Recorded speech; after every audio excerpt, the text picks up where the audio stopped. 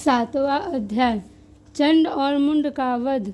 महर्षि मेधा ने कहा, दैत्यराज की आज्ञा पाकर चंड और मुंड अतुरंगिनी सेना को साथ लेकर हथियार उठाए हुए देवी से लड़ने के लिए चल दिए। हिमालय पर्वत पर पहुंचकर उन्होंने मुस्कुराती हुई देवी को, जो सिंह पर बैठी हुई थी, देखा। अब असुर उनको पकड़ने के लिए तलवारें लेकर उनकी ओर बढ़े। तब अंबिका को उन पर बड़ा क्रोध आया और मारे क्रोध के उनका मुख काला पड़ गया, उनकी भ्रिकुटियाँ चढ़ गई और उनके ललाट में से अत्यंत भयंकर तथा अत्यंत विस्तृत मुख वाली लाल आँखों वाली काली प्रकट हुई, जो अपने हाथों में तलवार और पास लिए हुए थी। वह विचित्र खड्ग धारण किए हुए थी तथा चीते के चर्म की साड़ी एवं नरमुंड की माला पहन रखी थी। उसका मांस सूखा हुआ था और शरीर केवल हड्डियों का ढांचा था और भयंकर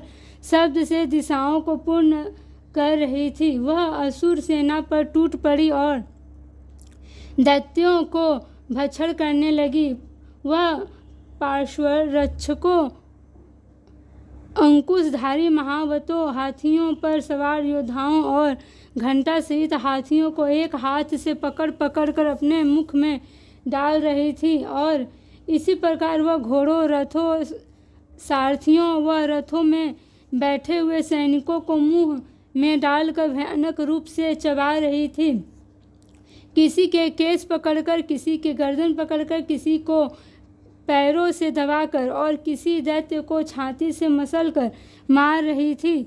वह दैत्य के छोड़े हुए बड़े बड़े अस्त्र शस्त्रों को मुंह में पकड़कर और क्रोध में भर उनको दांतों से पीस रही थी। उसने कई बड़े बड़े असुर भक्षण कर डाले, कईयों को रौंद डाला और कितने उसकी मार के मारे भाग गए। कितनों को उसने तलवार से मार डाला, कितनों को अपने दांतों से समाप्त कर दिया। और इस प्रकार से देवी ने क्षण भर में संपूर्ण दैत्य सेना को नष्ट कर दिया। यह देख महापराक्रमी चंड काली देवी की ओर लपका और मुंड ने भी देवी पर अपने भयानक वारों की वर्षा आरंभ कर दी और अपने हजारों चक्र उस पर छोड़े।